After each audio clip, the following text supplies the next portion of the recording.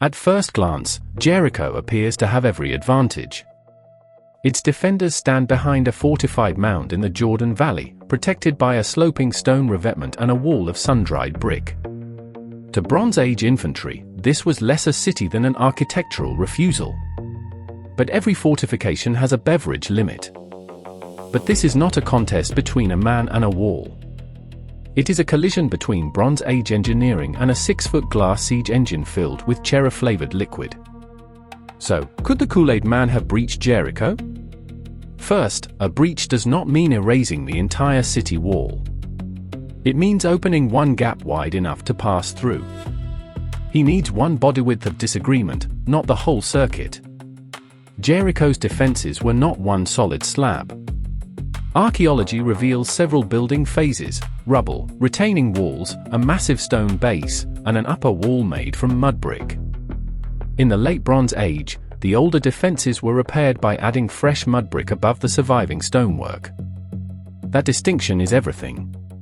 The stone revetment is the wrong target. The repaired mudbrick crown is the target. Now consider the attacker. The Kool-Aid Man stands about 6 feet tall. Scaling an ordinary glass pitcher to that size gives a conservative filled mass of roughly 1 ton. A more aggressive published estimate, allowing for very thick glass and more than 2,000 liters of liquid, places him close to 5 tons.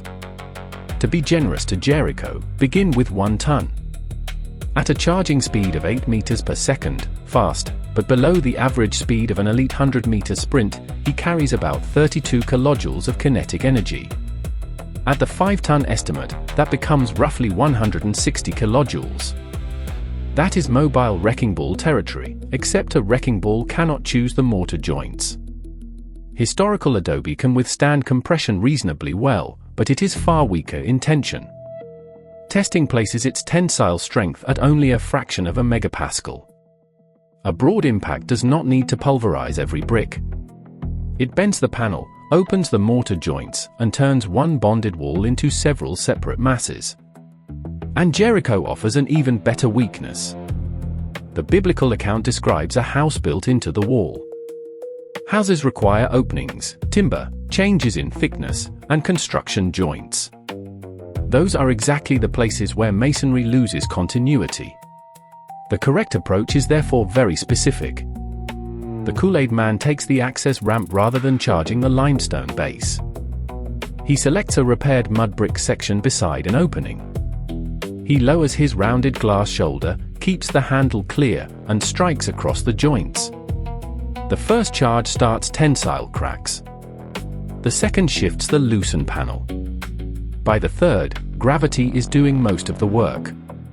Once the face begins to lean outward, several tons of mudbrick become their own demolition tool, falling away from the crest and leaving a body-sized gap. There remains the obvious concern: he is made of glass. But ordinary glass seems fragile because it is thin. At this scale, the vessel wall is several centimeters thick, its rounded shape distributes compression, and wall breaking is already the Kool-Aid Man's defining activity.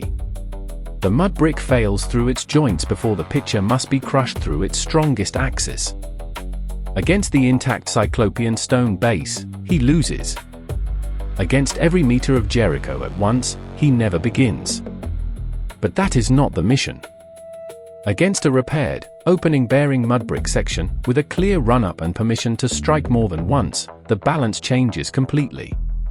Even the conservative model supplies enough energy to initiate the failure. The upper estimate may produce the breach on the first impact. So yes, the walls of Jericho could have stopped an army. They could have stopped a conventional battering ram. But they were not designed for 5 tons of smiling glass arriving at sprinting speed. The Kool-Aid Man could have breached Jericho. And he would not have needed the trumpets.